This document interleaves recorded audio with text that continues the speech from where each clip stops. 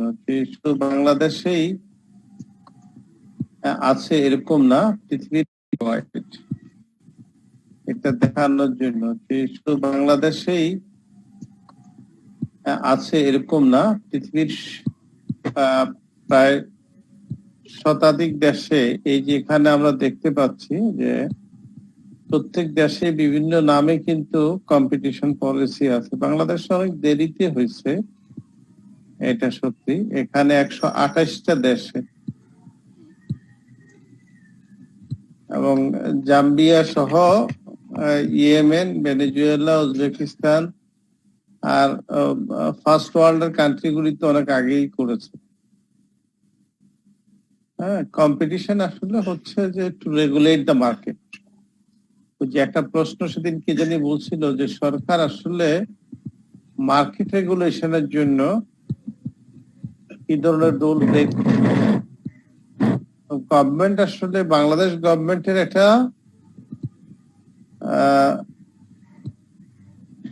Mission তৈরি হয়েছে। এইটা হলো বাংলাদেশ গভর্নমেন্টের নতুন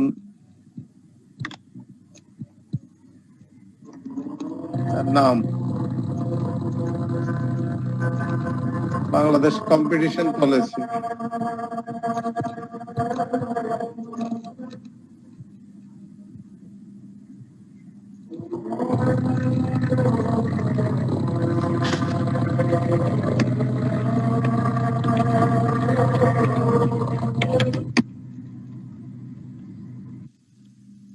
এখন এই কম্পিটিশন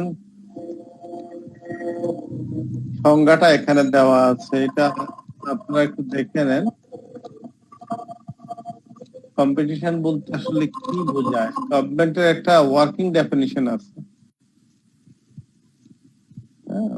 বাহিরে যে যাই ফ্রি মার্কেট ইকোনমিতে বলুক না কেন, এখানে একটা ওয়ার্কিং ডেফিনিশন আছে। এটা ইকোনমিক্স এর ভাষায় বলা হয় competition drives economies to produce best outcomes.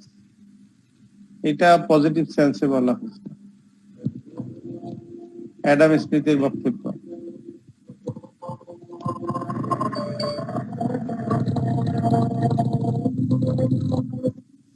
Adam স্মিথের কথা হলো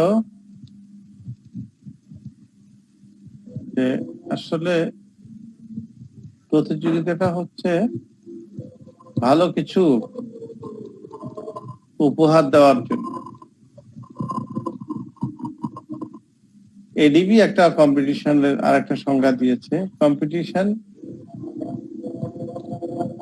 ইন প্রোডাক্ট এন্ড ট্যাকো market is crucial to achieve high rates of economic growth and employment. ADB কিন্তু একটু ভিন্ন প্রকৃতির কথা বলেছে। অ্যাডাম স্মিথ তো অনেক আগের আসলে ধনতান্ত্রিক ব্যবস্থার কথা থেকে সেই কথাটা বলেছে, কিন্তু এশিয়ান ডেভেলপমেন্ট ব্যাংক যেটা 2005-এ বলেছে, সেখানে বলা হচ্ছে যে আসলে competition is crucial to achieve high rates of economic growth and employment. এই দুইটা জিনিস খুব ইম্পর্টেন্ট। আমরা ইকোনমিক গ্রোথ দরকার, তার সাথে সাথে এমপ্লয়মেন্ট দরকার। এই কথাটা কিন্তু আমাদের সিলেবাসে আপনারা দেখবেন পুরোপুরি কিন্তু আসছে, যে employment, inflation, trade policy, market, এগুলি। ইনফ্যাক্ট আসলে ইকোনমিতে দুইটা জিনিস খুব গুরুত্বপূর্ণ। সেটা হলো যে একটা হলো যে আয় সৃষ্টি করা, আয়টা মানুষ যাতে সুবিধা পায় সেটার ব্যবস্থা করা। এই সুবিধা পাওয়াটা কিন্তু আসলে নির্ভর করে যে তার এমপ্লয়মেন্ট। মানুষকে তো আসলে বসায়া বসাইয়া সরকার খাওয়াইতে পারে না।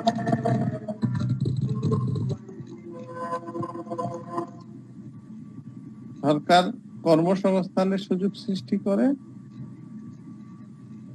আর মানুষ আয়ের সুযোগ পায়।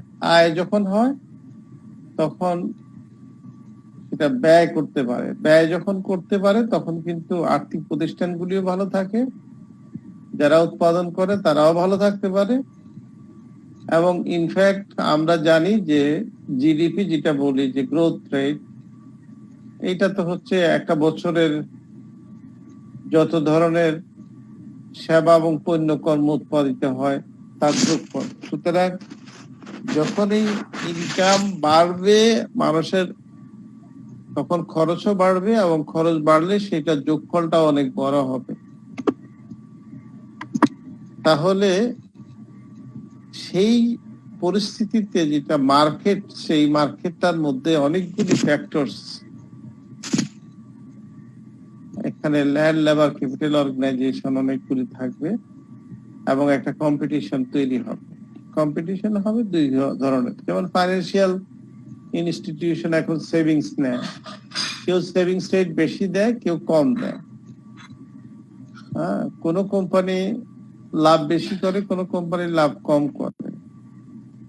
কোন দেশের সরকার অনেক বেশি পরিমাণে নিজের দেশের ভালো কাজ করার পরে তার যে সারপ্লাস, সেই টাকাটা তার দেশ থেকে সে অন্য দেশে নিয়ে ইনভেস্টমেন্ট করে সেখান থেকে ইনকাম আর্ন করে। যেমন আমরা যদি বলি আমাদের দেশে কিন্তু অনেক বিদেশি ইনভেস্টররা আছে, জাপান আছে, সবচেয়ে বেশি ইনভেস্টমেন্ট এখন আছে চায়না, চায়নার পরে হলো জাপান।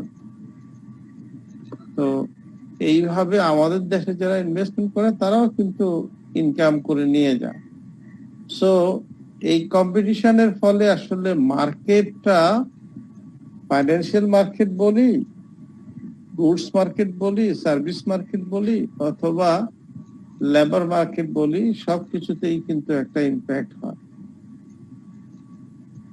এবং in economics competition is rivalry among the sellers. বলা হচ্ছে যারা বিক্রেতা তাদের মধ্যে একটা যুদ্ধ হয়। Competition is war. এখন এই যুদ্ধটা কি জন্য? যুদ্ধটা হয় কে কত বেশি মুনাফা করতে পারবে, কত বেশি কাস্টমার তার দোকানে নিতে পারবে, অর্থাৎ মার্কেট শেয়ার কত নিতে পারবে, তার সেলস সেন্টার কত বেশি খুলতে পারবে এবং বেশি বিক্রি করতে পারবে। এবং শুধু একটা প্রোডাক্ট না, একাধিক প্রোডাক্ট নিয়ে, যেমন এখন আমরা যদি প্রোডাক্ট লাইনের কথা বলি, আমরা ছুটি টাইম দিব এই স্লাইডটা দুটো লাইন শেষ করে আমরা নামাজের সময় দিব। এখানে প্রাইসের কথা বলি, যদি আমরা প্রোডাক্ট মিক্সের কথা বলি, কেউ হয়তো লিকুইড সাবান বানাইতো না, এখন কিন্তু কি হচ্ছে, মানে সাবানের সলিড যেটা সাবান, লাক্স সাবানও হচ্ছে, লাক্স সাবানের আবার লিকুইডটাও হচ্ছে, আবার কোনো কোনো ক্ষেত্রে কিছু কিছু সাবানের গুঁড়াও হচ্ছে, মানে পাউডারও হচ্ছে। তার মানে হচ্ছে এই যে প্রোডাক্টের মধ্যে ডাইভার্সিফিকেশন, সেই জিনিসটাও কিন্তু কম্পিটিশনের কারণে কাস্টমারদেরকে অ্যাট্রাক্ট করার জন্য বিভিন্ন ধরনের কাস্টমারদের টেস্ট এন্ড চয়েস থাকে। কম্পিটিশনে এই সমস্ত ভালো দিকগুলির কথাই বলা আছে। লাস্ট একটা ডেফিনেশন দেওয়া আছে, the activity of or condition of striving to gain or win something by defeating or establishing superiority over others. হ্যাঁ, এখানে মানে অনেক সময় বলা হয় যে অন্যের উপরে আমরা অনেক সময় বিজ্ঞাপনে দেখি যে আমার প্রোডাক্টটা সুপিরিয়র।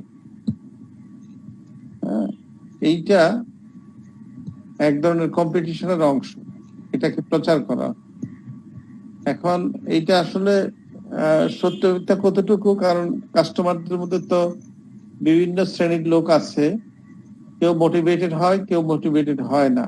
কেউ ইউজ করার জন্য আগে দেখে ঠিক আছে কিনা, আসলে সুপিরিয়র কিনা, আবার কেউ দেখে যে এই সুপিরিয়রিটির কথা যেটা বলা হচ্ছে এটা আসলে সত্যিকার অর্থে এখন ওই যে কি গ্লু লাগায় দেয়, কি গ্লু শব্দ একটা লাগাই দিয়ে বলে যে ফেয়ার এন্ড লাভলি গ্লু এখন আছে। গ্লু মানে it is a kind of মানে বাজ ওয়ার্ড অথবা অ্যাডেড ওয়ার্ড, যে এটার দ্বারা একটা সুপিরিয়র কন্ডিশন তৈরি করে দেওয়ার প্রবণতা লক্ষ্য করা। তার মানে হচ্ছে যে হয়তোবা ভিন্ন কোনো ফিচার্স অ্যাড হতে পারে, গাড়িতেও হতে পারে, এটা এরকম ইলেকট্রনিক জিনিসের মধ্যে হতে পারে, আমি শুধু কনজিউমার গুডস এর কথা বলছি না, এরকম অন্য জিনিসের মধ্যে হতে পারে। সুতরাং ওয়ার্কিং ডেফিনেশন যদি আমরা দেখি তাহলে চারটা জিনিস মূলত, একটা হলো যে খুব ভালো জিনিস বাজারে আনা, দুইটা হলো যে একটা, 2 নাম্বার যেটা আমরা এখানে ডেফিনেশন দেওয়ার চেষ্টা করেছি যে আসলে গ্রোথ, দেশের গ্রোথ বাড়ানো এবং কর্মসংস্থানের সুযোগ সৃষ্টি করা। আরটা হলো একটা সুষ্ঠু কম্পিটিশনের ধারাবাহিকতা তৈরি করা এবং নতুন নতুন পণ্য বাজারে আসার সুযোগ করে দেওয়া। আরেকটা হলো যে সুপিরিয়র কোয়ালিটি, আস্তে আস্তে ইনফেরিয়র গুলি চলে যায়, সুপিরিয়র জিনিস বাজারে আসে, খারাপ জিনিসগুলি আস্তে আস্তে বাজার থেকে চলে যায়। কারণ অনেক দেখা যায় যে অনেক জিনিস, অনেক ব্র্যান্ড এটা শরীরের জন্য, স্বাস্থ্যের জন্য হার্মফুল হয়, কোম্পানি নিজে রিসার্চ করে কিন্তু পরে দেখা যায় না, এটা হচ্ছে আরেকটা ভার্সন যদি আনা যায় তাহলে ভালো। আমরা আরএফএল এর গুরুত্বের কথা বলি, প্লাস্টিক সামগ্রী আজ থেকে 10 বছর আগে যাচ্ছিল, এখন কিন্তু অনেক superior types of plastic products আমরা মার্কেটে। তো এই জন্য কম্পিটিশন দরকার। আচ্ছা, এখন আমরা এর পরে একটু নামাজটা শেষ করে will talk about the second one.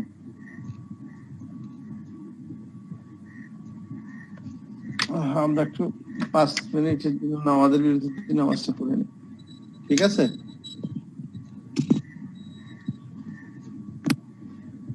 যে একজন মানে মাইক্রোফোন অফ করতে ভুলে গেছে উনি, আপনি আপনার এখান থেকে ওনাকে মিউট করে দেওয়ার সুযোগ আছে স্যার। ও আচ্ছা আচ্ছা, হ্যাঁ, সেটা কি, সে কি কথা বেশি বলে নাকি? না না স্যার, ওই যে হয়তো অনেকে টাচ লেগে খুলে যায়, যাত্রা পথে থাকে, ক্লাস করে তো হয়তো। আসলে স্লাইড শেয়ার করার সময় ওই অপশন গুলিতে যাওয়া আবার সময় নষ্ট হয় আর কি। এনিওয়ে, ঠিক আছে। জি স্যার, শুরু করুন। তো এখানে যে জিনিসটা আমি বলতে চাচ্ছিলাম যে কম্পিটিশনের আসলে অরিজিন বা সোর্স বলতে কিছু জিনিস আছে। আমরা যেটা বলেছিলাম যে একটা সময় পৃথিবীর ফার্স্ট ওয়ার্ল্ড কান্ট্রি কথা বিশেষ করে বলতে চাই যে তারা কিন্তু অনেক আগে থেকেই তারা বুঝতে পেরেছে যে তাদের নিজের দেশের অভ্যন্তরে হোক অথবা তাদের রিজিয়নের জন্য হোক, তারা যদি আসলে কম্পিটিশন পলিসি ডেভেলপ না করে তাহলে কিন্তু তারা করতে পারবে না, তাদের অর্থনৈতিক উন্নয়ন করতে পারবে না, ভালো প্রোডাক্ট মার্কেটে আনতে পারবে না। প্রতিযোগিতাটা হলেও সে প্রতিযোগিতাটা সুখকর হবে না। সেই জন্য দেখেন এখানে কানাডা কিন্তু 1889 সালে কম্পিটিশন ব্যুরো তৈরি করেছে, ইউনাইটেড স্টেটস করেছে 1890। আমরা চিন্তা করতে পারি শত শত বছর আগে। তারপরে হলো এই যে মনোপলি যাতে না হয়, প্রাইভেট সেক্টর মনোপলি যাতে না হয়, জাপানে তারা 1947-এ তাদের এখানে ফেয়ার ট্রেড মেনটেন করার জন্য তারা এই প্রাইভেট সেক্টরকে উৎসাহিত করেছে, কিন্তু প্রাইভেট সেক্টর যাতে একটা মানে সবল বাণিজ্যিক ব্যবস্থাপনা চালু রাখতে পারে, সেই জন্য তারা এই কম্পিটিশন ল তারা সেখানে। তারপরে হলো ইউনাইটেড কিংডম, যেটা আমরা ইউকে বলি, তারাও কিন্তু 1948 সালে তাদের দেশে আইন করেছে একদম সরাসরি। এরপরে হলো ইউরোপিয়ান ইউনিয়নের জন্য, ইউরোপিয়ান ইউনিয়নের তো এখন অনেকগুলি কান্ট্রি, তখন হয়তো 11টা ছিল, এখন অনেকগুলি কান্ট্রি। সেই 1957 সালে তারা এই ট্রিটি তৈরি করে এবং সেই ট্রিটিটাই তাদের ওখানে এক ধরনের আইনের মতো করে। আমি একটা ছোট্ট উদাহরণ দেই যে ইউরোপিয়ান ইউনিয়নে কিন্তু দেশভেদে কিছু কিছু পণ্যের দাম কম বেশি আছে। তো আমি যখন এমবিএ করি নেদারল্যান্ডস মাস্ট্রিক শহরে, বিকেল বেলায় ট্রেনে উঠে ওই ইয়েতে চলে যেতাম, লিজ শহরে চলে যেতাম। তো 1 ঘন্টার মধ্যে যদি কেউ আবার ব্যাক করে তাহলে আবার ওই টিকিট ফার্দার কিনতে হয় না। তা আমরা ওখান থেকে যাই কিছু কিছু জিনিস, ওই বাজার বসতো আর কি, সাপ্তাহিক বাজার বসতো, বাজার থেকে পাল্লার দরে কিনে নিয়ে আসতাম, আয়না কয়েকজনে ভাগ টাগ করে নিয়ে রান্না বান্না করতাম। তো একাই ছিলাম, যাই হোক অন্য দেশের লোকেরা তো আমাদের বাংলাদেশি খাবার খায় না। আমি তারপরও সেখানে যেতাম, যে দেখতাম যে ওখানে আসলে অনেক জিনিসের দামই আসলে অনেক সস্তা in compare to the Netherland, মাস্ট্রিক্টে আমরা যে শহরে ছিলাম। এইতে সুবিধা যেটা সেটা হলো যে আমি কম দামে জিনিস পাচ্ছি, কিন্তু আমি এই কত পরিমাণ কিনতে পারবো তার চেয়ে বেশি কিন্তু আমি কিনতে পারবো না, এবং বেশি তারা বিক্রিও করবে না, এবং বেশি কিনে আনার ক্ষেত্রেও কিন্তু চেকিং পয়েন্টে দেখবে যে তুমি এত জিনিস কিনে নিয়ে আসছো কেন। এখন চেকিং পয়েন্টটা কিন্তু আবার আমাদের দেশের মতো মানুষ দাঁড়ায় থাকে না, ওরা ওই যে দেখে সিসিটিভিতে, তখনই দেখে যে সে এই কি ধরনের জিনিস নিয়ে ট্রেন থেকে নামতেছে, ঠিক তাৎক্ষণিক ভাবে সিসিটিভি থেকেই কিন্তু দেখে তারা লোকজন আইসা দাঁড়ায় যায় যে mister stand up here, what you bought from the other country or the other city, তুমি কোথা থেকে আনছো, কি দেখি তোমার এটা দেখাও, বা কেনার রসিদ দেখাও, তোমার এটা কি মাল দেখাও। তো সেই ক্ষেত্রে দেখা যায় যে ওই যে পরিমাণ দেশের ভিতরে নিয়ে ঢুকার সুযোগ আছে ওইটুকু ছাড় দিয়ে বাকিটুকু রেখে দেয়, রেখে দিয়ে বিদায় করে দেয়। তার মানে হচ্ছে এই ট্রিটিটা এরকম যে, স্যার কোন দেশে এটা ইউরোপের কথা বলছি। আমি ছিলাম নেদারল্যান্ডসে, নেদারল্যান্ডসের মাস্ট্রিক্ট স্কুল অফ ম্যানেজমেন্টে আমি এমবিএ করেছি। তো আমি বেলজিয়ামে চলে যেতাম, মানে আসলে ওই মাস্ট্রিক্ট শহরটা ছিল এটা পকেটের মধ্যে, এটা একদিকে ছিল জার্মানি, ফ্রান্স এবং বেলজিয়াম, এই তিনটার কোনার মাঝখানে, কোনার ভিতরে আসলে ঢুকেছিল এই শহরটা। এটা নেদারল্যান্ডস এর একটা শহর, এটা অনেক পুরাতন শহর, একদম প্রাচীন। এটা মোটামুটি একাডেমিক টাউন বলা যায়, বা education hub of the Netherlands, যেখানে আমাদের দেশে তো নিয়ম কানুনের বালাই নাই। হ্যাঁ, ওইটাই বলতেছি যে ওখানে এরকম সিস্টেম, সেটা আমি 99 এর কথা বলতেছি। আমরা তো রিসেন্টলি করেছি 2008-এর পরে আমরা এই কম্পিটিশন পলিসি নিয়ে কাজ শুরু করলাম। আমার মনে হয় 2017 বা 2018 দিয়ে গিয়ে আমরা একটা বোধহয় পার্লামেন্টে পাশ করছি। তো জার্মানিতেও কিন্তু এরকম অনেক আগের থেকে এই নিজস্ব ইয়ে ছিল। জার্মান তখন দুইটা ভাগে বিভক্ত ছিল। তো এখন এটা কি ইন্টারন্যাশনাল প্রোডাক্টের ক্ষেত্রে নাকি আমাদের দেশীয় যে বাজার সেটার ক্ষেত্রে? না, আমি বলছি যে এরা আসলে তখন এই যে ইয়েগুলি করেছে, মানে কম্পিটিশন ল গুলি করেছে, সেটা হলো তাদের নিজস্ব। তখন তো আসলে এতটা গ্লোবালাইজেশনও ছিল না, এতটা মার্কেট ইকোনমি অত ফ্রি ছিল না। আর এক দেশ থেকে পণ্য আরেক দেশে কিন্তু পণ্যের এখন যতটা অবাধ চলাফেরা, যাতায়াত, মানুষ বিমানে যাতায়াত, তখন তো অতটা ছিল না। ছিল কি 1889 সালের কথা যদি বলি, তো তখন এগুলি ছিল না। কিন্তু আমি যে সময়ের কথা বলতেছি সেই সময়টা 1999 সালে, মানে তারা সেই ধারাবাহিকতা বজায় রাখতে রাখতে ওই পর্যন্ত আসছে, এবং এটা এখনো আছে। মানে পুরা ইউরোপটা মনে হবে যে একটা দেশ। একটা দেশ বলতে ট্রেনে সমস্ত ইউরোপে ঘুরে বেড়ানো যায়, এক দেশের ভিসা নিলে সব দেশে ঘুরা যায়, কোনো চেঞ্জেন ভিসা যেটাকে বলা হয়।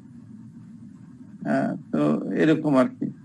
যাই হোক, আমি এই কথাটা বলছি যে এখন কিন্তু এই আইনগুলি তাদের নিজের দেশেও আছে, এবং এই আইনগুলি কিন্তু তারা এগুলি অ্যামেন্ড করেছে। অ্যামেন্ড করে তাদের যে কম্পিটিশন ল সেটা নিজের দেশেও বলবৎ রাখছে, এবং এই আইনগুলি কিছুটা বলা যায় যে একটা কম্পিটিশন WTO-র মাধ্যমে কিছুটা নিয়ন্ত্রণ করে। কারণ হলো যে এরা তো বড়, এই যে কটা দেশের কথা বলেছি, এদের কিন্তু অনেকগুলি বড় বড় কোম্পানি আছে, যেটা বাংলাদেশ সে টোটাল ইকোনমির চেয়ে তাদের এক বছরের সেল অনেক বড়। যেমন ফিলিপস এক বছরে যেই পণ্য বিক্রি করে সেটা পাকিস্তানের জিডিপির সমান, ঠিক আছে। জেনারেল ইলেকট্রিক কোম্পানি, যেটা ইউএস এর মালিকানাধীন, জেনারেল ইলেকট্রিক কোম্পানি এক বছরের সেলস যা হয় সেটা সিঙ্গাপুরের জিডিপির সমান। বাংলাদেশের তো খবরে নাই, মানে বাংলাদেশ থেকে কোনো কোম্পানি 14 বার কিনতে পারবে, বিক্রি করতে পারবে। এই কথাটা বলছি এই কারণে যে আসলে এই কম্পিটিশন গুলি কিন্তু একটা পর্যায়ে নিজের দেশের জন্য তারা বলবৎ করেছে এই কম্পিটিশন আইন বা বিধি গুলি। তার পরবর্তীতে যখন ইন্টারন্যাশনাল বা গ্লোবালাইজেশন শুরু হয়ে এগুলো দুই পরাশক্তি সোভিয়েত ইউনিয়ন এবং ইউএসএ যখন পরাশক্তির ইয়ে থেকে একক পরাশক্তিতে রূপান্তরিত হলো আমেরিকা, তখন আমেরিকা চিন্তা করলো যে এখন যদি কোনো কিছু অন্যায় করি তাহলে তো আমার উপরে সব দোষ চাপাবে। মানে বাড়িতে বড় ভাই থাকলে তাকে কিন্তু ইচ্ছা করলেও ছোটদেরকে যা খুশি তা আচরণ করতে পারে না। সেই যেরকম আমেরিকাও ডাব্লিউটিও কে সমর্থন দিয়েছে, দিয়ে এখন ওয়ার্ল্ড ট্রেড অর্গানাইজেশন, আগে ছিল গ্যাট, এরা যখন এই সমস্ত আইন কানুনগুলি করছিল তখন হলো general agreement of trade and tariff. তখন এই ট্যারিফ গুলি কত হবে, এক দেশ থেকে আরেক দেশে পণ্য গেলে কত শুল্ক আরোপ করা হবে, কোন কোন পণ্য যাইতে দিবে, কোনটা যাইতে দিবে না, কোনটা নিজেরা উৎপাদন করবে, কোনটা বিদেশ থেকে আমদানি করবে, আমদানি করতে গেলে সেই আমদানির সাথে বা রপ্তানির সাথে যে চুক্তি বাইলেটারাল বা ইউনিল্যাটারাল অথবা মাল্টিল্যাটারাল চুক্তি হওয়ার, অথবা যদি কোনো রিজিয়নের মধ্যে হয় তাহলে সেই রিজিয়নাল ট্রিটি গুলি তারা তৈরি করতো। এইভাবে কিন্তু ইন্টারন্যাশনাল এখন পরবর্তীতে এই যে রিসেন্টলি মাত্র 10-11 বছর আগে কিন্তু আমরা ডাব্লিউটিও ওয়ার্ল্ড ট্রেড অর্গানাইজেশন গঠন করি। ওয়ার্ল্ড ট্রেড অর্গানাইজেশনের মূল কাজটাই আসলে এইটা, যে আনহেলদি কম্পিটিশন এবং আনডিও কোন প্রভাব বিস্তার করে যেতে, যাতে কেউ বাণিজ্য করতে না পারে পৃথিবীতে। যদিও সেটা শুনে না অনেকেই, যাদের শক্তি বেশি আছে তারা কিন্তু তাদের পণ্য আমার দেশে আসার সময় তারা ডিউটি বেশি বসায়, আমার দেশের পণ্য তাদের দেশে ঢুকার সময় তারা কিন্তু অনেকগুলি শর্ত আরোপ করে। তো এর মধ্যে আবার কেউ কেউ নিজের সুবিধার জন্য জিএসপি বা ওই যে বিভিন্ন রকমের সুযোগ, জেনারেলাইজড প্রেফারেন্সিয়াল ট্রেড যেটা আমরা বলি, যে কিছু কিছু পণ্যের ক্ষেত্রে তারা অনেক ছাড় দিয়ে তার দেশে ওগুলি নিতে চায়। এটা হলো যে আসলে এটার যেহেতু তাদের দেশে পণ্যটা তারা উৎপাদন করে না, অন্য দেশ থেকে নিয়ে তারা ভোগ করে। যেমন এখন আমি যদি একটা উদাহরণ দেই, যে ইউএসএ একটা সময় ছিল তারা 98% গার্মেন্টস আরএমজি তারা নিজেরা উৎপাদন করত। এখন তারা 2% নিজেরা করে আর 98% বাহির থেকে নেয়। প্রশ্ন হতে পারে কেন? দুইটা কারণ, খুব সিম্পল। একটা হলো তার দেশে সে পরিমাণ লোক নাই যাদেরকে টাকা দিয়ে উৎপাদন করলে এটা লেবার কস্ট বেশি স্যার। হ্যাঁ, এটা কস্ট ইফেক্টিভ হবে। আর দ্বিতীয় আর একটা খুব গুরুত্বপূর্ণ, তারা এটা বুঝতে পারছে যে এইটা হলো একটা ডার্টি ইন্ডাস্ট্রি। এটা থেকে যে পরিমাণ বর্জ্য বের হয়, এই বর্জ্য কিন্তু পরিবেশের জন্য খুব ক্ষতিকর, ভয়ঙ্কর। এবং এটা কিন্তু অনেক মিষ্টি পানি, যেটা বলা হয় সুপেয় পানি দিয়ে কিন্তু এই কাপড় বা সুতা এগুলি তৈরি করতে হয়, না হলে কিন্তু এগুলি ওই সাগরের নোনা পানি দিয়ে করা যায় না। সুতরাং তারা চিন্তা করলো যে drinking water is more important than the any other items. তো কাজে আমি একদিকে আমার লেবার, আরেকদিকে হলো আমার সুপেয় পানি নষ্ট করব, আরেক হচ্ছে আমার পরিবেশ দূষণ হবে, এবং এগুলি রিসাইকেল ইউজ করার ক্ষেত্রেও কিন্তু খুব একটা সুবিধাজনক না। বিশেষ করে গার্মেন্টস এর যে বর্জ্য বের হয় প্রায় 26 বিলিয়ন মেট্রিক টন বছরে বর্জ্য বের হয়, যেটা নদী, সমুদ্র, পুকুর, রাস্তাঘাটে, বিভিন্ন জলাশয়ে এগুলি কিন্তু মিশে যাচ্ছে এবং এগুলি মাটির সাথেও মিশে যাচ্ছে, কিন্তু এগুলি আবার ধ্বংস হচ্ছে না।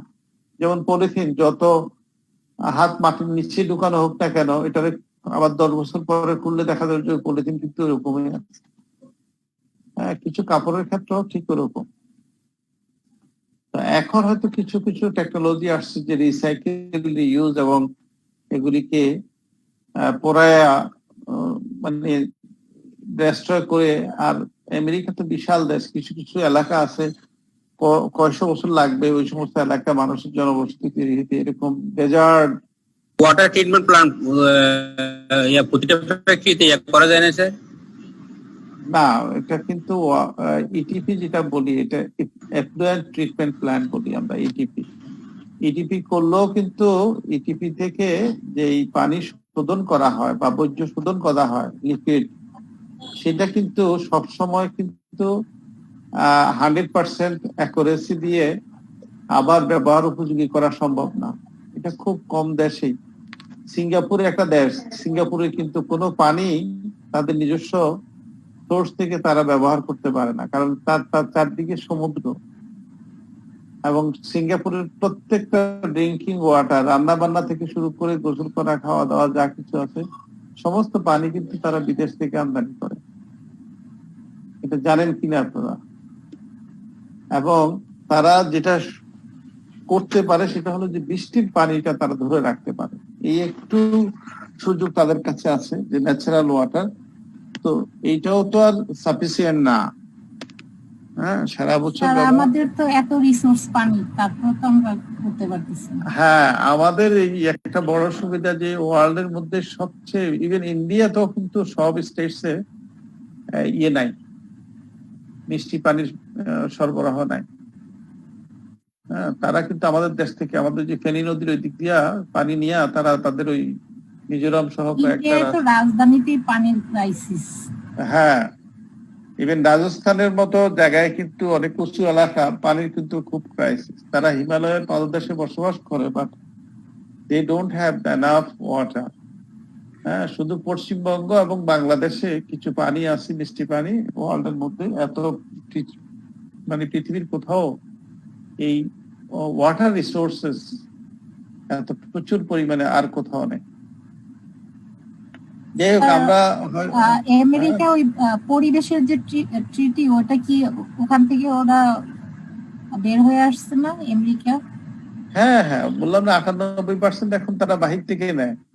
তার মানে তারা তো এই এই জিনিসগুলি তারা তো তাদের দেশের এই পরিবেশ রক্ষার জন্যই তারা ভিন্ন বিভিন্ন দেশে তারা এই ওই বিভিন্ন নাম দিয়া তারা ইয়ে করে, মানে আচ্ছা, আমেরিকা পরিবেশ চুক্তি আছে যে, ওটা থেকে বের হয়ে আসছে না? পরিবেশ চুক্তি থেকে বের হয়ে আসছে কিনা আমি বলতে পারবো না। কোন পরিবেশ চুক্তি? ইন্টারন্যাশনাল ক্লাইমেট এগ্রিমেন্ট না কোনটা? হ্যাঁ স্যার। ওরা এখন পর্যন্ত পারমাণবিক চুক্তি বা এই সমস্ত ক্ষেত্রে ইয়ে হয় নাই, এগ্রি করে নাই। আর পরিবেশের ক্ষেত্রে তারা কিন্তু এগ্রি করেছে। পরিবেশের কোন চুক্তির ক্ষেত্রে এখন পর্যন্ত আমার জানা মতো আমেরিকা দ্বিমত পোষণ করে নাই। কারণ হলো আমেরিকা এখন নিজেরা যেহেতু এই সমস্ত কাজ করে না, সুতরাং সুবিধা হয়েছে তারা অন্য দেশের উপরে, বাংলাদেশের উপরে যদি তারা পরিবেশের ইয়ে চাপায় দিতে পারে, তাহলে এখান থেকে ভালো জিনিস তার দেশে যাবে। সুতরাং এখন তাদের কোনো এনভায়রনমেন্টাল ইস্যুতে তাদের কিন্তু রিজার্ভেশন নাই। তারা মোটামুটি এই সমস্ত ক্ষেত্রে তারা জানে থার্ড ওয়ার্ল্ড কান্ট্রি থেকে বিভিন্ন ধরনের এই ধরনের ডার্টি ইন্ডাস্ট্রি জাতীয়, যেমন কম্বোডিয়া, ভিয়েতনাম, বাংলাদেশ, পাকিস্তান, তারপরে শ্রীলঙ্কা, এই সমস্ত নেপাল, এই সমস্ত দেশ থেকে কিন্তু গার্মেন্টস সামগ্রী তারা তাদের দেশে এখন। তো এটা অনেক দেশেই নেয়, এখন জাপানও নেয়, কানাডাও নিচ্ছে, এরকম ইউরোপিয়ান ইউনিয়ন তো নিচ্ছেই। আমি যেই কারণে বলতেছিলাম যে আমাদের দেশে 2012 সালেই শুরু হয়েছে কম্পিটিশন একটা, এটা বিল সংসদে পাস হচ্ছে, কিন্তু এটা কার্যকর একটু দেরি। এখানে ইনফ্যাক্ট আমাদের গভর্নমেন্টের উদ্দেশ্যটা হলো যে ইকোনমিক ডেভেলপমেন্টটাকে প্রমোট করা এবং sustainable atmosphere for the trade, মানে এই দেশে যারা করবে। এখন আমাদের দেশে তো একটা ফেরিওয়ালা থেকে শুরু করে যদি আমরা চিন্তা করি তাহলে কিন্তু শপিং মল পর্যন্ত সবাই ব্যবসায়ী। এখানে কম্পিটিশন একটা আসলে কতটুকু কার্যকর এটা কিন্তু খুব কঠিন, কারণ এটার সাথে অনেকগুলি বিষয় জড়িত। যেমন কম্পিটিশনের সাথে আমরা যদি বলি ভোক্তার অধিকার আইন এটা জড়িত, ভেজাল বিরোধী আইন এটা জড়িত, আমরা যদি বলি যে বিএসটিআই এর সিল মারা সেটা জড়িত, তারপরে আমরা যদি বলি যে মোবাইল কোর্টে যারা মোবাইল কোর্ট পরিচালনা করে সেখানেও দক্ষ জনবলের দরকার। তারপরে হচ্ছে যে পুলিশে যারা মামলা নেয় পুলিশের ভিতরেও কিন্তু সেরকম দক্ষ জনবল দরকার, যারা বুঝতে পারবে, বুঝতে হবে। যারা লাইসেন্স দেয়, পরিবেশের লাইসেন্স দেয়, বয়লারের লাইসেন্স দেয়, তারপরে ট্রেড লাইসেন্স দেয়, এদেরও কিন্তু এই সমস্ত জায়গায় কিন্তু রোল আছে। এই সমস্ত রোল গুলো যদি ঠিক মতো প্লে না করে তাহলে এই কম্পিটিশন অ্যাক্ট বাস্তবায়ন করা খুব কঠিন। তো এই জন্য আমাদের দেশে যেটা হচ্ছে সেটা হলো যে মনোপলির সুযোগটা কিন্তু খুব কম।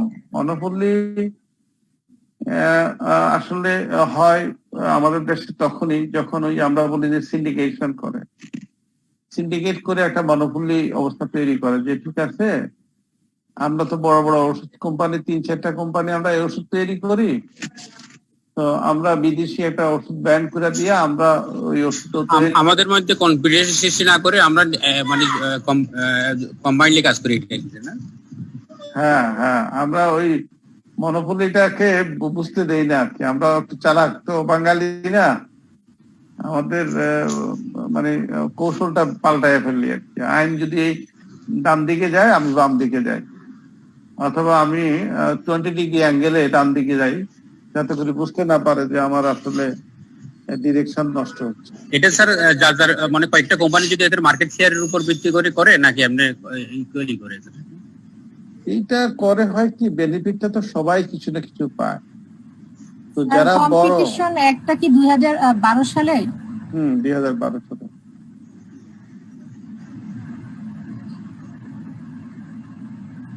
তো এখন আমাদের দেশে কিন্তু এই যে কম্পিটিশন একটা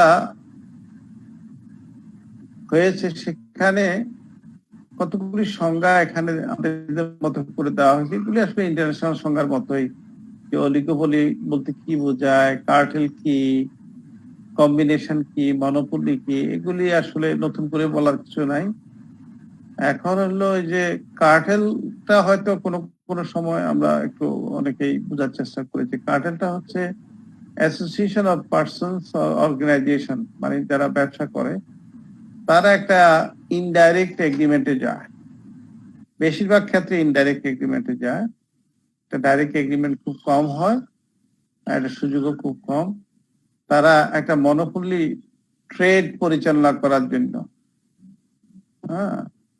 এখন সেই সমস্ত ক্ষেত্রে কিন্তু আসলে যে গুডস এন্ড সার্ভিসেস যেগুলি তারা ডিস্ট্রিবিউশনের মধ্যে রাখে বা বিক্রি করে যে মূল্যে, সেই ক্ষেত্রে গভর্নমেন্টের কোনো সময় কিছু করার থাকে না। গভর্নমেন্টের কিছু করার থাকে না কি জন্য? কারণ আমরা যদি একেবারে সোজা হিসাবে বলি যে পেঁয়াজের মার্কেট নিয়েই কিন্তু বা কাঁচামরিচের মার্কেট অথবা একটা সময় লবণ, চিনি, কখনো কখনো এরকম নিত্য প্রয়োজনীয় জিনিসের ক্ষেত্রে এখন তো আবার আলু নিয়ে শুরু হয়েছে। এখন আলু নিয়ে শুরু হয়েছে। এইটা এক ধরনের মানে ইমপ্লাইড এগ্রিমেন্ট যে প্রতিষ্ঠানগুলির মধ্যে। এখন এই ক্ষেত্রে গভর্নমেন্ট আসলে ইচ্ছা করলো এই মনোপলি ভাঙতে পারে না, এটা একটা কার্টেলের মতো অবস্থা তৈরি হয়ে যায়। কেন হয়?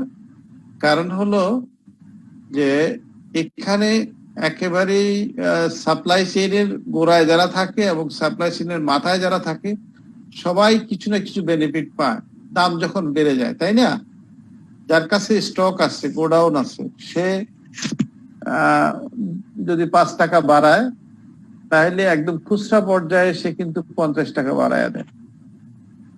তার মানে হলো যে মাঝখানের যে বিভিন্ন চেইন গুলি আছে, চেইন গুলির থেকে হাত বদল হইতে হইতে আলটিমেটলি যে খুচরা বিক্রি করে সেও কিছু লাভ করে, সেও হয়তো 5 টাকায় লাভ করে, কিন্তু মাঝখানের যেই অন্য যারা লাভগুলি করে সেই লাভের অ্যাকুমুলেটেড ফিগারটা আলটিমেটলি প্রাইসের উপর একটা প্রভাব পড়ে। সো এই কার্টেলটা কিন্তু একদিক থেকে ভালো, আরেক দিক থেকে খারাপ। যদি কার্টেলটাকে আমরা পজিটিভলি ব্যবহার করতে পারি, যে না আমরা একেবারে উৎস বলে যেই সরবরাহকারী আছে, হ্যাঁ, সেখান থেকে একদম খুচরা পর্যন্ত আসার ক্ষেত্রে যে চেইনটা আছে, চেইনটাকে আমরা নিয়ন্ত্রণে রাখবো, আমরা কম্পিটিশন অ্যাক্ট দ্বারা নিয়ন্ত্রণে রাখবো। আমরা দেখবো যে পণ্যের যদি অভাব না হয় বা ঘাটতি না থাকে, তাহলে এই যে কার্টেল এই সুযোগটা যাতে না নিতে পারে, বা সিন্ডিকেট এই সুযোগটা যাতে না নিতে পারে। সিন্ডিকেট অবশ্য এটা ভিন্ন জিনিস, কার্টেল বলে এটাকে আমরা আইনি অনেক সময় এটাকে রিকগনাইজ করি। এখন এখানে আসলে মূল বিষয়টা হচ্ছে ডিমান্ড এন্ড সাপ্লাইয়ের বিষয়। সাপ্লাই যদি কম থাকে, ডিমান্ড বেশি থাকে, তাহলে অটোমেটিক্যালি এখানে সরকার ইচ্ছা করলেও কিছু করতে পারে না। কারণ ওই যে সোজা সাপটা অনেক সময় দোকানদারদের জিজ্ঞেস করলে, মিডিয়া যখন জিজ্ঞেস করে যে ভাই আপনারা দাম বাড়াচ্ছেন কেন, কেন এই দামে বিক্রি করতেছেন, আগে তো কম দামে, দেখেন সাপ্লাই নাই, আমি কি করবো, ডিমান্ড বেশি। এখন আমার কাছে আছে 10 প্যাকেট, কিনতে আসে 50 জনে, সুতরাং আমি তো দাম বেশি নিব। কৃত্রিম সংকট তৈরি করে তো করতে পারে না, কৃত্রিম সংকট ছাড়াও হতে পারে, জেনুইন সংকটও হতে পারে। যেমন আমাদের দেশে পেঁয়াজ যে পরিমাণ উৎপাদন হওয়ার দরকার সেটা তো হয় না আমাদের ডিমান্ড অনুযায়ী। আমরা বাইরে থেকে আমদানি করি, হঠাৎ করে আমদানি ক্ষেত্রে যে দেশ থেকে আমদানি করতাম ইন্ডিয়া বন্ধ করে দিল, তাইলে বেনাপোলে কয়েক হাজার টন পেঁয়াজ বা লক্ষ টন পেঁয়াজ পৌঁছে গেল। এখন হয়েছে কি, এখানে তখন কিছু করার থাকে না, গভর্নমেন্টের থাকে না। কি জন্য? কারণ হলো যে ডিমান্ড এবং সাপ্লাইয়ের মধ্যে তো তখন সরকার নিজেই ব্যালেন্স করতে পারছে না। যদি সাপ্লাই অ্যাভেলেবেল থাকতো তাহলে সরকার সেই খাতে বলতো যে তুমি এটা স্টকে রেখে দিয়েছো, দিয়ে দাম বাড়াইছো। হ্যাঁ, এক্ষেত্রে ইনফরমেশন একটা বড় কাজ করে স্যার, কারণ আমাদের যারা ম্যানেজমেন্টে আছে তারা যদি একটু ওই দূরদর্শী হতো তাহলে স্যার এই প্রবলেমটা অনেকখানি অ্যাভয়েড করা যায়। না, সেটা ইন্ডিয়া স্যার দিবে না এটা বলার পরে আমরা ক্রাইসিসে পড়লাম স্যার। আমাদেরকে আগে থেকে ছিল না যে আমার চাহিদা কত আর যোগান আছে কতদিন যাবে, কতদিন আমার কত লাগবে। এক্স্যাক্টলি, এইটা একটা ইম্পর্টেন্ট ইস্যু, যে আমি আসলে বাণিজ্যিক সম্পর্ক যেখানে থাকে সেখানে কিন্তু মনে রাখতে হবে যে আমার সাপ্লাই ডিমান্ডের গ্যাপ কতটুকু এবং আমি কোন দেশ থেকে আনছি। যদি কোনো কারণে ওই দেশের কোনো সমস্যা হয় তাহলে আমি অল্টারনেটিভ চিন্তা কিভাবে করব, এবং ওই দেশেও কিন্তু যে সাপ্লাই ডিমান্ডের ভারসাম্য আছে সেটাও কিন্তু আমাকে ক্যালকুলেশন করতে হবে। This is the business economics. এই জন্যই বলা হয় যে আমরা 360 ডিগ্রি অ্যানালাইসিস করতে হয়। কি জন্য? এই লটাতে কি যদি রুলস ভঙ্গ করে সেক্ষেত্রে কি পানিশমেন্টের কোনো কিছু বলা আছে? হ্যাঁ, পানিশমেন্টের কথা বলা আছে, কিন্তু পানিশমেন্ট এখন পর্যন্ত হয়নি। কারণ ওইটা জনবলে তো নাই, মানুষ 10-12 জনের কাজ করে সারা বাংলাদেশে। এখন পর্যন্ত এই কম্পিটিশনের জন্য কাউকে পানিশমেন্ট দেওয়া হয়েছে বলে আমার জানা নাই। হ্যাঁ, প্রত্যেকটা আইনেই কিন্তু সেটা আইনের কোন ধারা ভঙ্গের কারণে অবশ্যই পানিশমেন্ট প্রভিশন একটা থাকে, পেনাল প্রভিশন অবশ্যই আছে। আমরা দেখি কতটুকু যেতে পারি। তো এখন এখানে আমরা কিছু জিনিস আমরা করে যাব। ফাংশনস অফ দ্য কমিশন, এই কমিশনের কাজটা কি, তাহলে আমরা বুঝতে পারবো যে আসলে কমিশন আমাদের দেশে কি কি কাজগুলি করে। এখানে বলা হচ্ছে পজিটিভ আসলে পয়েন্ট অফ ভিউ থেকে বলা হচ্ছে যে একটা ভালো কম্পিটিটিভ এনভায়রনমেন্ট তৈরি করা, তারপরে হচ্ছে যে অ্যান্টি কম্পিটিটিভ এগ্রিমেন্ট, মানে যে কম্পিটিশন বাদ দিয়ে আমি নিজেরা এখন মানে ইয়েতে উত্তরাতে যতগুলি রেস্টুরেন্ট আছে আমরা সবাই দাম বাড়ায় দিব, ইফতারি দাম বাড়ায় দিব, কারণ উত্তরার মানুষ তো আর পুরান ঢাকায় গিয়ে বাজার করে ইফতার করে না, ইফতারি কিনে না। সুতরাং এরকম একটা অ্যান্টি কম্পিটিটিভ এগ্রিমেন্টে যাতে কেউ না যেতে পারে। তারপরে হচ্ছে to prevent abuse of dominant position, যে ডমিনেন্ট তৈরি করবে, যেমন কিছু কিছু প্রতিষ্ঠান আছে তারা কিন্তু আসলে এককভাবে ডমিনেন্স তৈরি করে আছে বাংলাদেশে অলরেডি।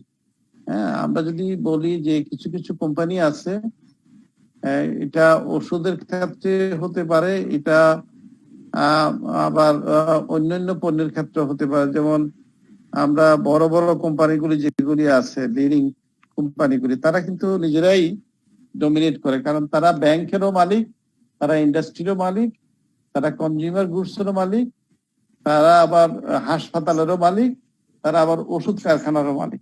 তার মানে হলো কি, তার ডমিনেন্সটা দেখেন কত জায়গায় ঘুরে ফিরে, কিন্তু সে সব জায়গায় কিন্তু তার একটা ইয়ে আছে। তো এইটা এই এই জিনিসটা যাতে করে না হতে পারে সেটাও প্রিভেন্ট করার জন্য এই কমিশনের একটা কাজ, টু রেগুলেট আনওয়ান্টেড কম্বিনেশন। মানে কম্বিনেশন মানে ওই যে মিলিত হওয়া, মানে কম্বিনেশন বলতে এখানে অ্যাসোসিয়েশনের কথাটা মূলত বলা হয়েছে, যদিও ওইভাবে বলা হয় না। যে ঠিক আছে, ওই যে এখানে স্পেয়ার পার্টস এর একটা অ্যাসোসিয়েশন আছে, এখানে ওই হকার্স মার্কেটের যারা দোকানদার আছে তাদের অ্যাসোসিয়েশন আছে। এই 4-5টা অর্গানাইজেশন মিলে যাতে করে একটা কম্বিনেশন তৈরি করে মার্কেটকে রেগুলেট না করতে পারে, অথবা তারা কোনো প্রভাব খাটাতে না পারে, সেটাও কিন্তু বন্ধ করে দেওয়ার একটা দায়িত্ব হলো এই কমিশনের। এটা আসলে কেউ যদি প্রশ্ন করে এগুলি করছে কিনা, কিন্তু খাতায় তো আছে কাজীর গুরুর মতো। এখন আমরা বাস্তবায়ন হয়তো এক সময় না এক সময় আমাদের যদি কপালে থাকে তাহলে আমরা দেখতে পাবো। তারপরে হচ্ছে to make rules, regulation, instruction, notification, এটা আসলে ইমপ্লিমেন্টেশনের জন্য এগুলি করে। আর টু সেট আপ, তাইলে আমাদের মেইনলি কাজ হচ্ছে প্রথম 4টা, যে আসলে একটা ভালো কম্পিটিটিভ পরিবেশ তৈরি করা, অ্যান্টি কম্পিটিটিভ এনভায়রনমেন্টটাকে যাতে তৈরি না হতে পারে সেটা ইয়ে করা, মার্কেটে যারা একচ্ছত্র পাওয়ার সৃষ্টি না করতে পারে, যে আসলে এইটা কিভাবে সম্ভব। এখন আমি ওষুধ কোম্পানির মালিক, হাসপাতালেরও মালিক, আবার কনজিউমার গুডসেরও মালিক, আবার হলো যে এই যে অন্যান্য যে সমস্ত সমাজের মানুষের যে বিভিন্ন দেশের সাথে যে বাণিজ্য ঘাটতি থাকে, কম্পিটিশনের মাধ্যমে কি এটা দূর করা হয়? এই কম্পিটিশনটা ভিন্ন জিনিস, বাণিজ্য ঘাটতি সেটা হলো ভিন্ন জিনিস। সেটা আমাদের ইন্টারনাল যে বাজারটা সেটা নিয়ন্ত্রণ করে, এটা ইন্টারনাল। হ্যাঁ, এটা ইন্টারনাল। এটাকে ইন্টারনাল হলেও কিন্তু বাহিরের লোকেরা এটাকে দেখে, বাহিরের লোকেরা অবজার্ভ করে যে তোমার দেশে সুশাসন আছে কিনা। কারণ হলো এগুলির ইম্প্যাক্ট কিন্তু বিদেশে রাজনৈতিক অর্থনৈতিক একটা প্রভাব পড়ে। কারণ তারা যদি ওই দেশ থেকে ওই ধরনের পণ্য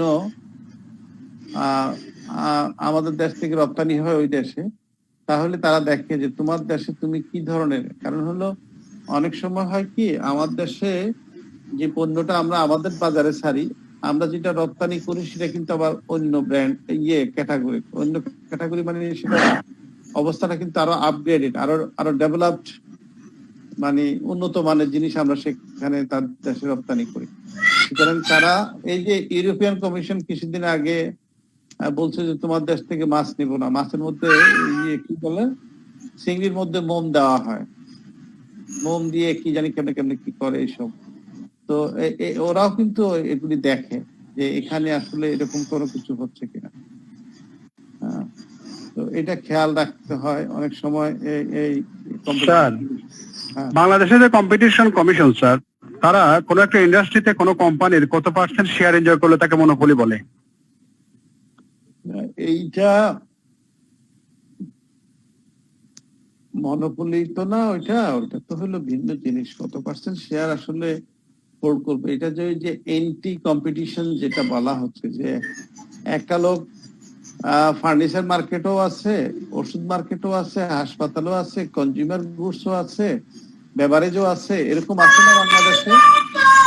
জি স্যার, আছে স্যার, স্কয়ারই আছে স্যার, স্কয়ারের তো সবই আছে। স্কয়ার বা আমরা যদি আমরা পার্টেক্স এর কথাও যদি বলি, তাহলে তো সবকিছুতেই আছে, বেভারেজও আছে, ইয়েতেও আছে, এরকম আছে। আছে না, পার্টেক্সের স্যার ফার্মাসিউটিক্যালস নেই, কিন্তু স্কয়ারের তো ফার্মাসিউটিক্যালস আছে, হসপিটালও আছে। হ্যাঁ, এরকম আছে।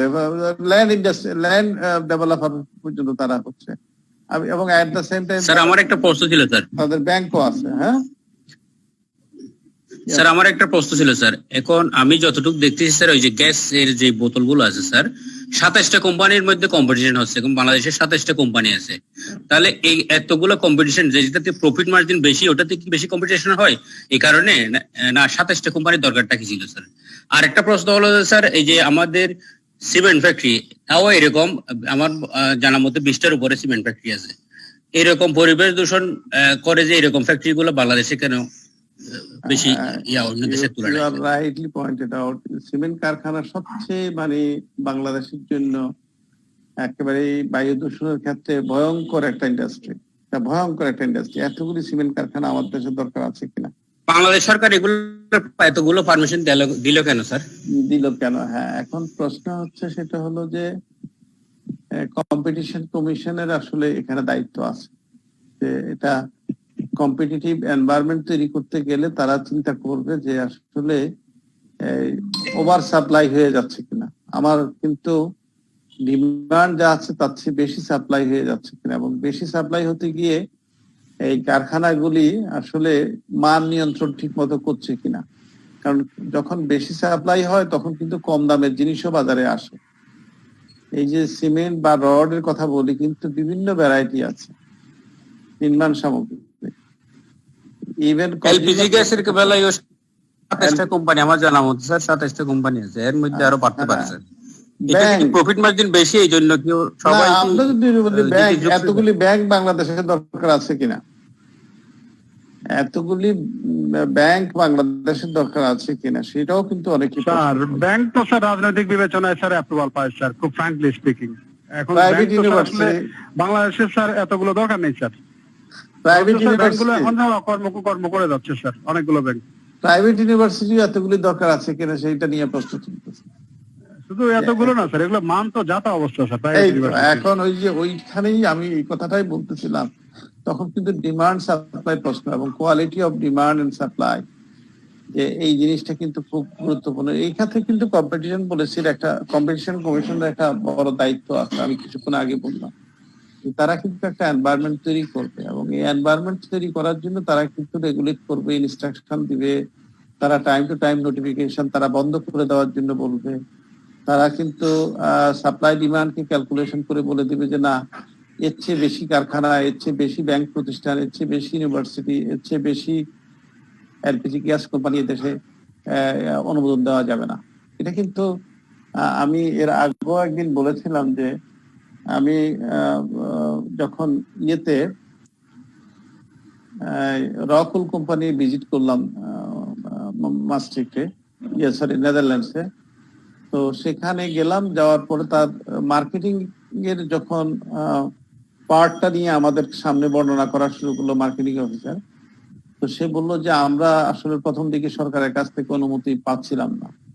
কারণটা হলো গভর্নমেন্ট বললো যে তোমরা তো জায়গা ঠিক আছে কিনেছো, আমার কাছ থেকে জায়গা কিনেছো বা লিজ নিয়েছো, আমার দেশের পানি, আমার দেশের গ্যাস, আমার দেশের জনগণ, আমার দেশের যে এনভায়রনমেন্ট, এগুলিতে তোমার প্রভাব থাকবে, কারণ তুমি এই দেশ থেকে লোক হায়ার করবা। এখন প্রশ্ন হচ্ছে, তুমি যে রকল দিয়ে পাথর থেকে উল বানাইয়া বিক্রি করবা, এই উল তো নিয়ে মানুষ বাসায় ব্যবহার করবে। দেয়ালের দুইটা পাতলা দেওয়ালের মাঝখানে এটা দেওয়া হয় যাতে করে ঘরের ভিতরে ঠান্ডা ঢুকতে না পারে এবং বাহির থেকে ঠান্ডা ঢুকতে না পারে, আবার ঘরের ভিতরে যে গরমটা থাকে সেটা ওই শীতকালে ইয়ে নষ্ট হয়ে গেল, হিটার নষ্ট হয়ে গেল, অন্তত কয়েক ঘন্টা সার্ভাইভ করা যায়, কারণ সেখানে গরম হ্যাঁ, এরিয়াটা হ্যাঁ, যাতে থাকে, minus- প্রভাবটা থাকে একটু। মাইনাস টাইনাস তো ওখানে হয়ে যায় অনেক। তো বললো যে এটা তো কিছুদিন, মানুষ তো ঘর বাড়িতে প্রত্যেক বছর বানাবে না, তোমার এটার ডিমান্ড হয়তো প্রথম দিকে থাকবে, কিন্তু এরপর তো ডিমান্ড থাকবে না। তো না থাকলে কি হবে, আমার এই রাষ্ট্রীয় সম্পদ যে তুমি ব্যবহার করলা, জনগণের চাকরি থাকবে না, তুমি ঋণ পরিশোধ করতে পারবে না, তোমার বিক্রি হবে না, তখন তোমাকে তো আমি এইভাবে দিতে পারবো না। তো বললো যে তখন আমরা চিন্তা করলাম যে তাইলে কি করা যায়। আমরা বললো যে তোমরা একটা ডিমান্ড অ্যানালাইসিস করো, ডিমান্ড অ্যানালাইসিস করে সেটা দেখাও, এবং শুধু তা নয়, তুমি আশেপাশে কান্ট্রিগুলিতে তুমি কোথায় কোথায় এটা ট্রান্সপোর্ট করে নিয়ে বিক্রি করে করতে পারবা, সেই দেশের কি পরিমাণ ডিমান্ড তৈরি হতে পারে সেটা তুমি করো, ক্যালকুলেট করো। এবং সাইকেল অফ রিবিল্ডিং হাউস, যে বিল্ডিং ডেমোলিশ করে আবার নতুন করে বিল্ডিং বানানো, এইটার উপরে মানে এরকম বিভিন্ন রকমের কন্ডিশন গভর্নমেন্টের কম্পিটিশন পলিসি থেকে দেওয়া হলো যে তোমাকে আমরা দিব পারমিশন, ঠিক আছে, কিন্তু তুমি আমাদেরকে এই অথেন্টিক অ্যানালাইটিক্যাল ডাটাগুলি দিয়ে তুমি আমাদেরকে প্রেজেন্টেশন করে দেখাও, এবং তোমার এই প্রেজেন্টেশনের পরে যদি আমরা স্যাটিসফাই হই তাইলে we will give you the permission. বললো যে আমরা তখন চিন্তা করলাম যে আমরা তো শুধু ইউরোপের মধ্যেই এই মার্কেট সীমাবদ্ধ রাখলে হবে না, আমরা অন্যান্য শীত প্রধান দেশগুলির মধ্যে আমরা এরকম যেতে পারি কিনা, যেমন আফ্রিকার কিছু সোয়াজিল্যান্ড এরকম কিছু দেশ আছে সেখানে শীত পরে খুব ভালো। তো পরে বললো যে আমরা ওইভাবে চিন্তা করলাম, এবং আমরা এই বিভিন্ন দেশে কিভাবে ক্যারি করা যায় আমাদের প্রোডাক্টটা, হ্যাঁ, সেটা রিমডেলিং করলাম, রিমডেলিং করে আমরা সেটাকে তৈরি করলাম, করে আমরা পরে সরকারের কাছে প্রস্তাব দিলাম। সরকার তখন রাজি হলো যে ঠিক আছে, হ্যাঁ তুমি এখন এত বিলিয়ন গিল্ডার তুমি এখানে ইনভেস্টমেন্ট করতে পারো, আমরা তোমাকে এখন দেব। এখন আমাদের দেশে কতটুকু এই অ্যানালাইসিসটা হয়, ওই যে কে একজন বললো যে অনেক সময় রাজনৈতিক বিবেচনা ইউনিভার্সিটি এবং ব্যাংক খোলার জন্য অনুমোদন দেওয়া হয়, তাহলে তো সেক্ষেত্রে অর্থনৈতিক বিবেচনা আর হইলো না। রাজনৈতিক বিবেচনা যদি হয় তাহলে, অর্থনৈতিক বিবেচনা যদি না হয় তাহলে কি হবে, আলটিমেটলি অর্থনীতি ক্ষতিগ্রস্ত হবে। হ্যাঁ, কারণ হলো এখানে বাংলাদেশে এখন যদি পার্লামেন্টের হিসাব করে দেখা হয় তাহলে প্রায় 60% কেন, আমার তো মনে হয় এখন 80% লোক হইলো ব্যবসায়ী। আমি জানি না, এটা পরিসংখ্যানটা আমার কাছে এক্স্যাক্টলি নাই, বাট তাহলে আমি যে এখানে নীতি নির্ধারণ হয় দেশের জন্য, আইন প্রণয়ন হয়, সেখানে কিন্তু যদি ব্যবসায়ীদের প্রভাব বেশি থাকে তাহলে কি হয়। আমার মনে আছে 91 সালে বাংলাদেশের সবচেয়ে বড় ধনী ছিল তখন জহিরুল ইসলাম সাহেব, ওই যে বাজিতপুরে মেডিকেল কলেজ করছে না বানা গ্রুপ এরিয়া। তো ওনাকে দাওয়াত দিতে গেলাম, বললাম যে আমাদের অর্থমন্ত্রী মহোদয় বলেছেন যে আমাদের অনুষ্ঠান স্পন্সর করেন, আমাদের প্রোগ্রামটা, আমরা শিল্পকলা একাডেমি তখন ছিল একমাত্র আমাদের মিলনায়তন, এরকম বঙ্গবন্ধু যে আইসিসি সেন্টার ছিল না। তো ওনাকে বললাম যে আপনার 2 মিনিট একটু বক্তব্য দিতে হবে, কারণ আমরা আপনাকে অনার করতে চাই যে আপনি একজন বড় ডোনার আমাদের এই প্রোগ্রাম এই সমস্ত ক্ষেত্রে, এবং আপনার হাইয়েস্ট ট্যাক্স পে করেন বাংলাদেশ গভর্নমেন্ট। উনি বললো যে দেখেন, আমি আসলে বক্তৃতা দিতে পারি না, হ্যাঁ, আর আমি খুব সাদা মাঠা কাপড় চোপড় পরি, এই ড্রেস পরে আমি স্যুট টাই পরে আমি কিন্তু চেয়ার টেয়ারে ওই যে এত বড় বড় লোকের সাথে ই করি না। তো আর আমি রাজনীতি করার ইচ্ছাও নাই এবং করিও না, কারণ ব্যবসায়ীরা যদি রাজনীতি করে তাহলে ব্যবসাও ক্ষতিগ্রস্ত হয়, রাজনীতিও ক্ষতিগ্রস্ত হয়। তখনকার সময়ের কথা 91-এ, তখন তত্ত্বাবধায়ক সরকার ক্ষমতা, আমি যখন তাকে দাওয়াত দিতে গেছিলাম, না তত্ত্বাবধায়ক সরকার শেষ হইয়া তখন মাত্র বিএনপি আসছে, তাইপুর রহমান তখন অর্থমন্ত্রী, ঠিক আছে। যেমন স্যার সানমান গ্রুপ স্যার বসে গেছে স্যার রাজনীতি। হ্যাঁ, এখন হলো যে ওনার তখনকার দেখে আমি চিন্তা করলাম যে ভদ্রলোক কিন্তু খুব হাইলি এডুকেটেড ছিলেন না, এবং ওনার কিন্তু অভিলাষও এরকম ছিল না যে আমি বাজিতপুরে মেডিকেল কলেজ, শিক্ষা প্রতিষ্ঠান, সামাজিক প্রতিষ্ঠান করে আর সেখানে ইলেকশনের দ্বারাই কিশোরগঞ্জ থেকে নির্বাচিত হব, ওরকম কোনো আসলে খায়ের ছিল না। তখন যে মূল্যবান কথা বলেছিল, আজকে কিন্তু আমাদের সাংবাদিকরা বা বিভিন্ন জনে কিন্তু নানান ভাবে বলে যে আসলে এই রাজনীতিবিদ আর যদি নীতি নির্ধারক এক হয়ে যায় তাহলে যেটা সমস্যা হয় সেটা হলো যে রাজনীতি ক্ষতিগ্রস্ত হয়, অর্থনীতি ক্ষতিগ্রস্ত হয়।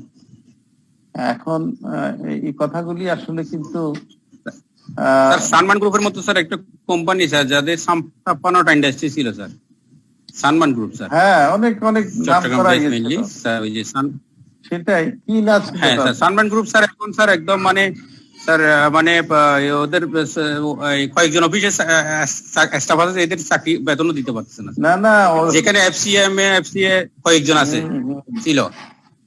আমি সানম্যান গ্রুপের এটা কারণটা কি স্যার? এটা ব্যবসায়িক? সানম্যান গ্রুপের চিটগাঁগে তো ওদের হেড অফিস, ওখানকার যে ইয়ে ছিল ব্রিগেডিয়ার সিডিএনএফ বিল্ডিং এ ব্রিগেডিয়ার জেনারেল ছিল বোধ ওদের সিও একজন। তা আমি ভদ্রলোককে টেলিফোনে বললাম, মান্নান সাহেব? না মান্নান সাহেব না, মান্নান সাহেব তো মেজর। তো আচ্ছা Lutfa Ayub sir, Lutfa Ayub, mister Lutfa Ayub sir MD. না, লুৎফি আইয়ুব সাহেব না, একজন মেজর ছিলেন, এক্স রিটায়ার্ড একজন ছিলেন সিইউ। না না না না, অনেক সিনিয়র ব্রিগেডিয়ার জেনারেল ছিল বোধহয়, স্যার ছিলেন, কর্নেল টর্নেল ছিল। দুইবারে দুইজন ছিলেন। যাই হোক, ওয়ার্কাররা ঈদের সময় এরকম ঘেরাও করছে, তাদের বেতন না দিলে তারা করবে। আমি টেলিফোন করলাম যে আপনি you can not leave the office without my permission, কারণ আমি তখন এডিশনাল আইজি ছিলাম কলকাতা অফিসে, যে আপনি কিন্তু you can not leave until, because we don't want to see that the crowded agitated people will be in the road and there will be মানে huge sir এক সময় এমন ভালো ছিল স্যার, বলার মতো না স্যার। হ্যাঁ, এখন তো ওই ব্যক্তি বললো, ওই ব্যক্তি বললো যে দেখেন স্যার, আমার তো কিছু করার নাই, আমি আমাদের মালিক মান্নান স্যারের সাথে আমার কথা বলে তারপর আমার এই টাকা পরিশোধ করতে হবে। তো শেষ পর্যন্ত আমি ওই একদিকে কিন্তু শ্রমিকদের পক্ষ থেকে প্রতিনিধির সাথে আমি নেগোসিয়েট করতেছি, আর একদিকে ওনার সাথে কথা বলতেছে এবং ওনাকে বলেছি যে আপনি টাকা এখন এরা যে ওই যে আপনি একজন ঠিকই বলেছেন যে আসলে ওদের দেওয়ার মতো, ওরা কিন্তু ইন্স্যুরেন্সের মালিক, ব্যাংকেরও কিন্তু বিভিন্ন ব্যাংকের ডিরেক্টরশিপও আছে তাদের, এবং ইন্স্যুরেন্সের তো ইস্টার্ন ইন্স্যুরেন্সের সাথে তো ওনারা সরাসরি জড়িত, এখনো আছে বোধহয় সম্ভবত। যাই হোক, সানফ্লাওয়ার, হ্যাঁ সানম্যান গ্রুপ, হ্যাঁ সানফ্লাওয়ার, এক সময় কিন্তু তারা সরকারের সাথে কিন্তু তাদের সরকারি বিভিন্ন প্রোগ্রাম গুলি তারা খুব ভালোভাবে এই ফাইন্যান্স করতে। এখন অবস্থা খুব খারাপ, এটা ঠিক কিছু নাই বললেই চলে স্যার। আমিও এখন 80,000 টাকার মতো, হ্যাঁ অনেক এখন এইরকম অবস্থা আর কি। আসলে যেটা হয় সেটা হলো স্যার 56টা আইনের শাসন। ওই যে আমাদের এখানে একজন কে জানি প্রশ্ন করলো যে স্যার আসলে এই কম্পিটিশন অ্যাক্ট অন্যায় করলে কি শাস্তি হয়? আসলে শাস্তি কি হবে, শাস্তি কে কারা দিবে, তাই না? শাস্তি দেওয়ার আগেই তো দেখা গেল যে সে কোনো না কোনো ভাবে একটা ফাঁক ফোকর বের হয়ে গেছে, তাই না? যে ব্যাংক থেকে লোন নিচ্ছে, সেই ব্যাংক থেকে সে নিজে ব্যাংকের ডিরেক্টর, সেখানে ব্যাংকের ডিফল্টার। আবার যেই প্রতিষ্ঠানে সে সানম্যান গ্রুপের অন্যান্য যে সমস্ত গার্মেন্টস বা অন্যান্য ইয়েগুলি আছে, সেই সমস্ত জায়গাগুলিতে দেখা যায় যে ওখান থেকে লোন নিয়ে ওখানে কাজে লাগাইছে, ওখান থেকে টাকা নিয়ে আবার বিভিন্ন জায়গায় খরচ করেছে, পরে কর্মচারী বেতন দিতে পারে না, এরকম নানান রকম জটিলতা কিন্তু আসলে হয়।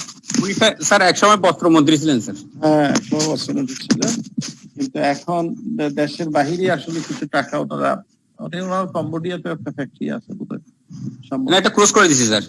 ওইটা বোধহয় এখন ক্লোজ করে দিচ্ছে না, অনেক আগে ক্লোজ করে দিয়েছে।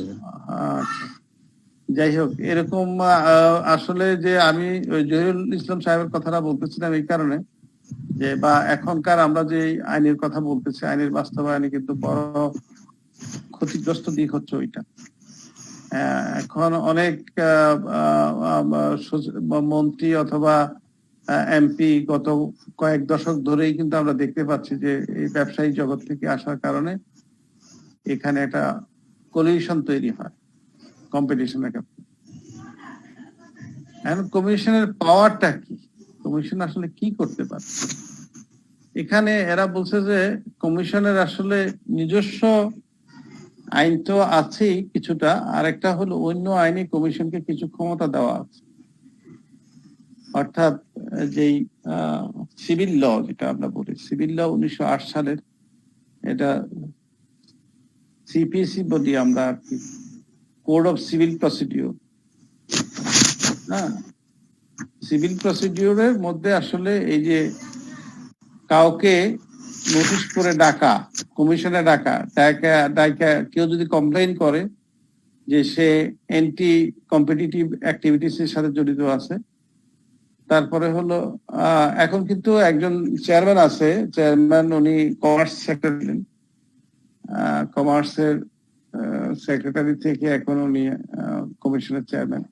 আমি কিন্তু ব্যক্তিগতভাবে এই ধরনের নিয়োগকে কিন্তু আমি ইয়েতে মানে ফেয়ার দৃষ্টিভঙ্গিতে দেখি না কি জন্য, যিনি একসময় কমার্স সেক্রেটারি থাকেন ওনার সাথে কিন্তু অনেক ব্যবসায়ী প্রতিষ্ঠানের কিন্তু একটা সম্পর্ক তৈরি হয়, বিষয় হয়ে যায়।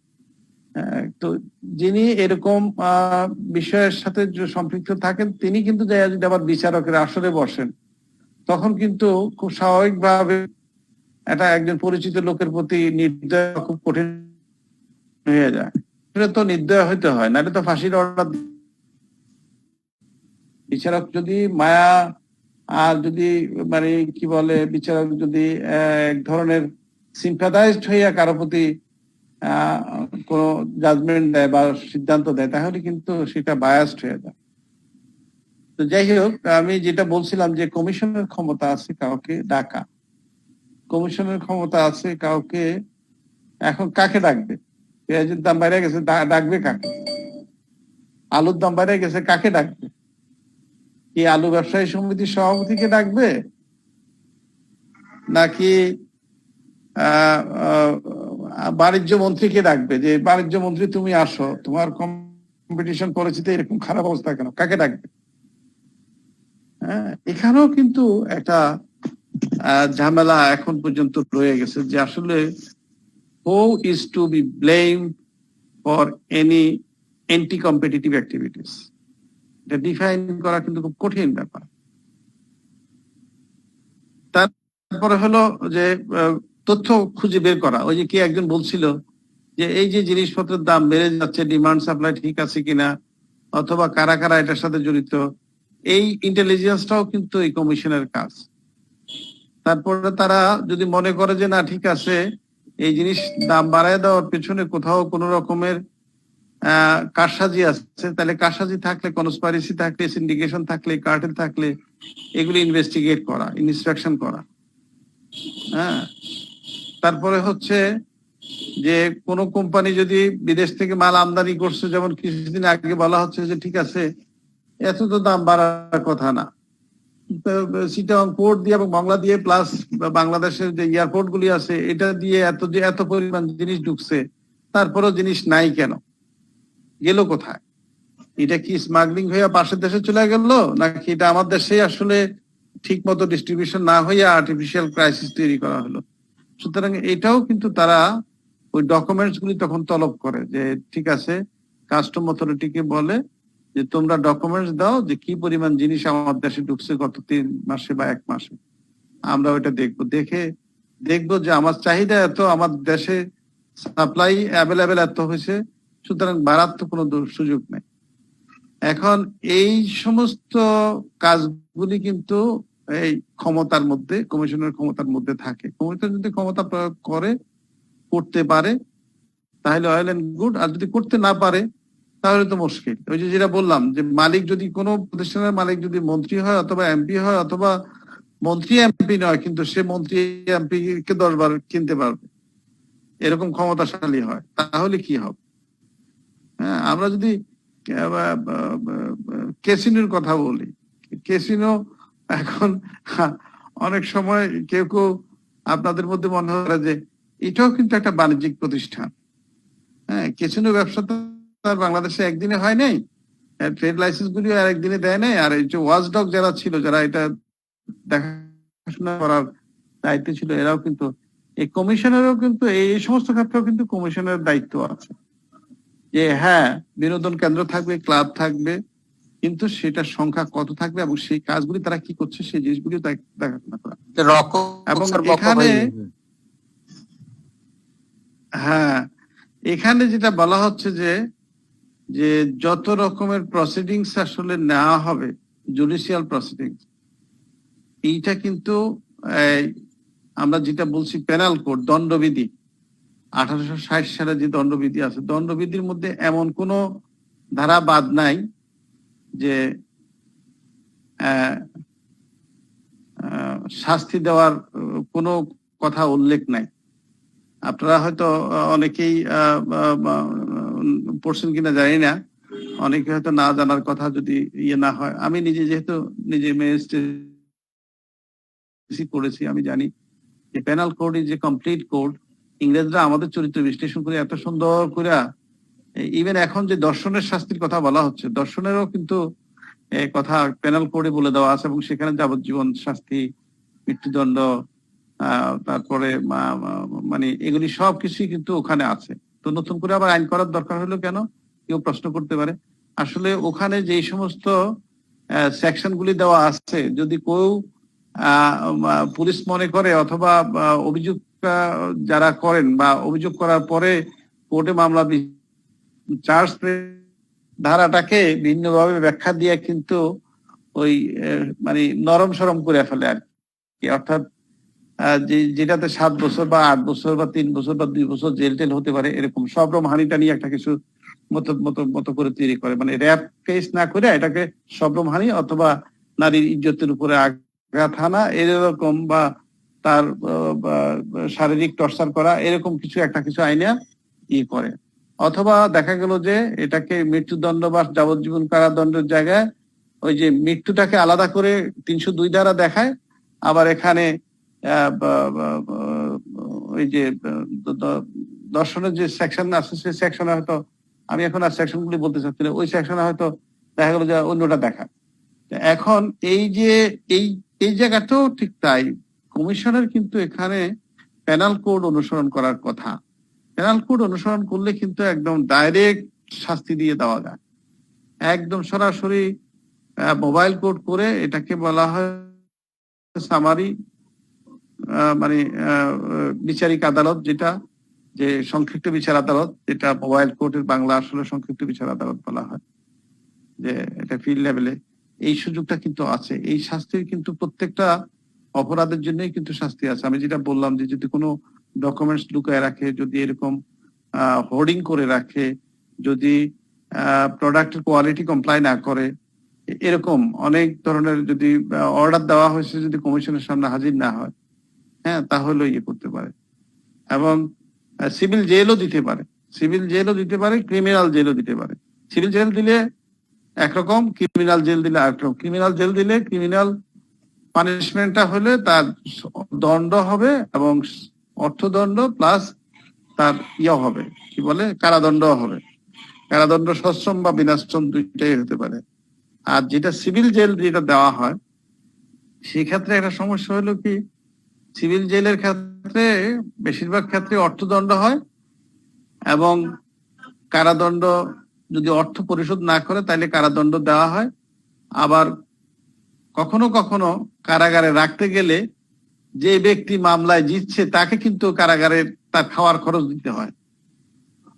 হ্যাঁ, তো যেমন স্যাক জালিয়াতির জন্য অনেক সময় ক্রিমিনাল কেসও হতে পারে, সিভিল কেসও হতে পারে, কিন্তু যদি তাকে অ্যারেস্ট করে কারাগারে নেওয়া হয়, যেমন আমি একটা মামলা করলাম, আমি লোন নিচ্ছি, লোন পরিশোধ করি না, এখন আমাকে যদি অ্যারেস্ট করা হয় তাইলে আমি যতদিন কারাগারে থাকবো, বিচার না হইয়া শাস্তি না হওয়া পর্যন্ত, ততদিন সমস্ত খরচ কিন্তু বাদীকে বহন করতে হবে। এইটা অনেক কঠিন ব্যাপার।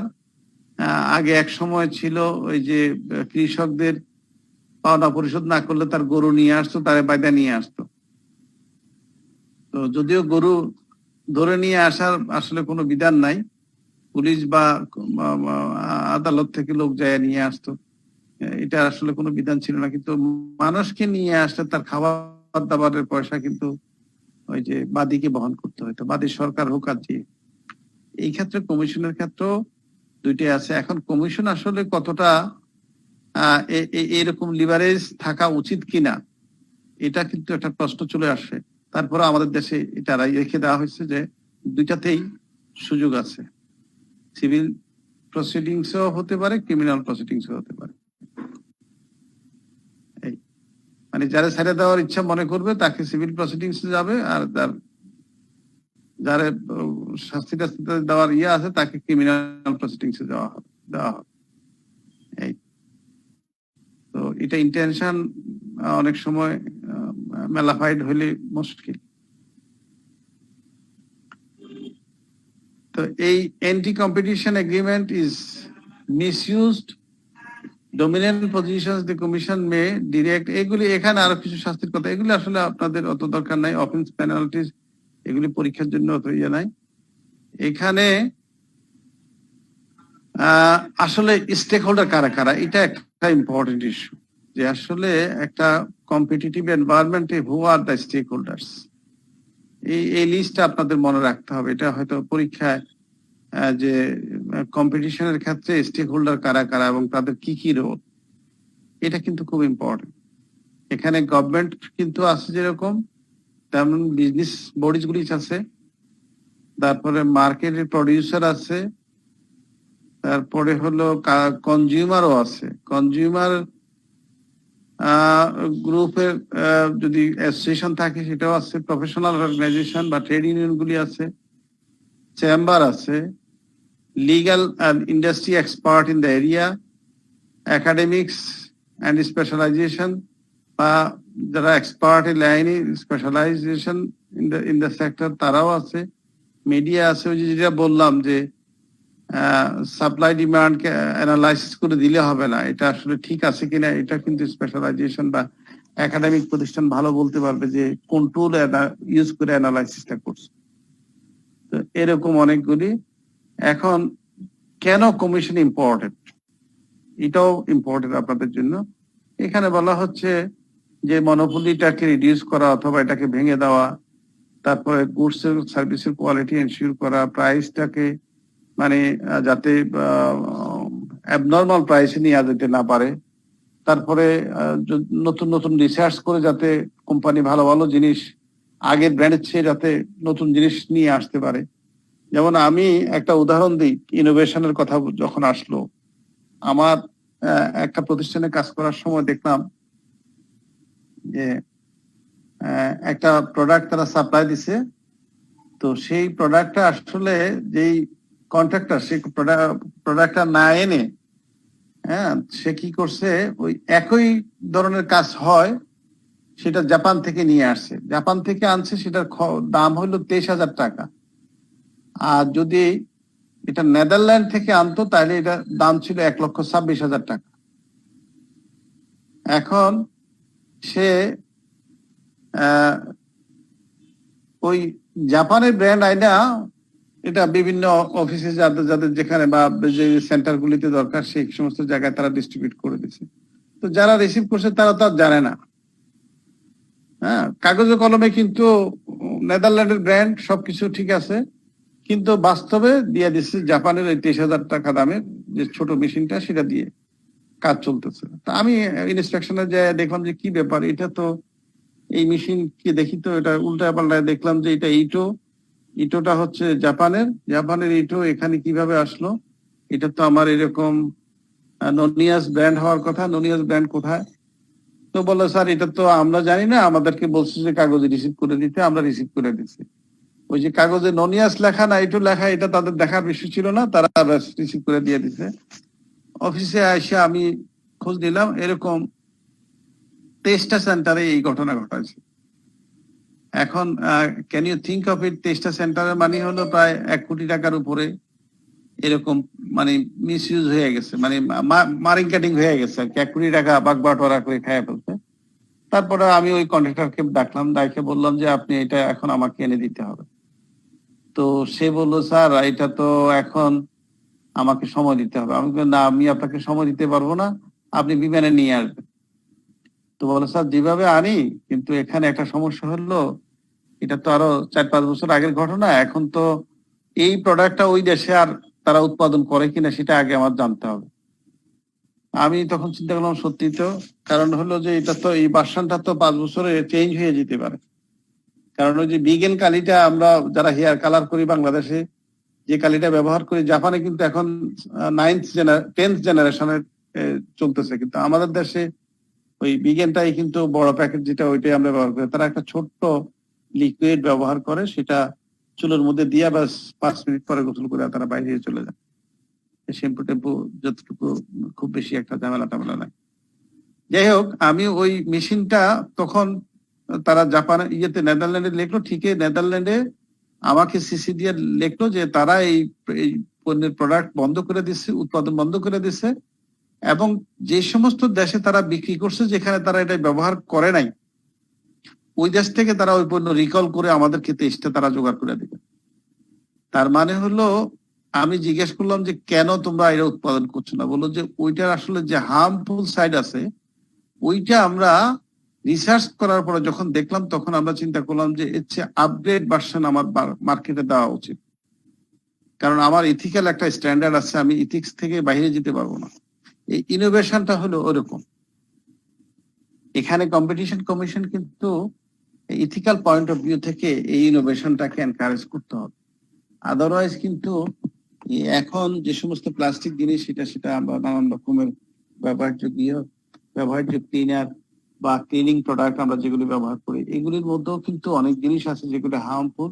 যে আমরা দেখাই যে হাতের মানে সাবানের গুঁড়া ব্যবহার করার পরে হাতের অবস্থা কতটা খারাপ হলো। তো এই মুখের মধ্যে ভেজাল জিনিস দিয়ে কতটা ইয়ে হলো, এইগুলি হচ্ছে খুব গুরুত্বপূর্ণ। যে কম্পিটিশন কেন ইম্পর্টেন্ট, কম্পিটিশন ইম্পর্টেন্ট কিন্তু এই সমস্ত কারণ।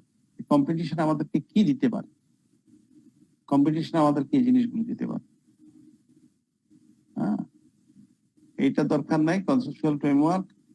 এই কম্পিটিশন ইনস্ট্রুমেন্ট, এখানে আসলে কতগুলি আদার উপাদান আছে, যে উপাদানগুলি আসলে একটা হেলদি কম্পিটিশনের জন্য সহায়ক। অ্যান্টিট্রাস্ট ল, মানে যাতে করে মানুষ বিশ্বাস নষ্ট না করে, যেটা কি ইথিক্যাল বা মরাল অব্লিগেশন বলি আমরা। তারপরে মার্জার এন্ড কন্ট্রোল, হ্যাঁ, এটা যদি থাকে তাহলে ভালো। কারণ হলো, যদি এখন বাংলাদেশে এতগুলি ব্যাংক আছে, আমি ইউরোপে দেখেছি যে অনেকগুলি ব্যাংক কিন্তু এক হয়ে গেছে। মানে তারা চিন্তা করছে যে আমরা যদি এরকম আলাদা আলাদা থাকি তাহলে ব্যবসায়ের মধ্যে আলাদা আসলে কম্পিটিশন তৈরি হবে। একজনের সুদ দেয় 10%, আরেকজনের দেয় 15%, কিন্তু আসল টাকা দেয় না। সুদের টাকাটাই পাওয়া যায়, শেষ পর্যন্ত আসল টাকা পাইতে খুব কষ্ট হয়। Greenless standard product. হ্যাঁ, এই কিছুদিন আগেও বাংলাদেশে কিছুদিন আগেও বাংলাদেশে কয়েকটা insurance company, people's insurance company সহ ওই যে আরো কি জানি ইন্স্যুরেন্স কোম্পানিগুলি ব্যাংকরাপ্ট হয়ে গেছে, তারা টাকা দিতে পারবে না। আমাদের একজন আইসিএম এর আমার গুলশান থেকে যে আমার 10 লাখ টাকা গুলশান ব্রাঞ্চে জমা আছে, তুমি যদি একটু বলে দাও তাহলে ভয়ে আমার টাকাটা দিয়ে দিবে। তো আমি পরে ওখানকার সিএফও কে টেলিফোন করলাম যে আপনি ওর টাকাটা দিয়ে দেন।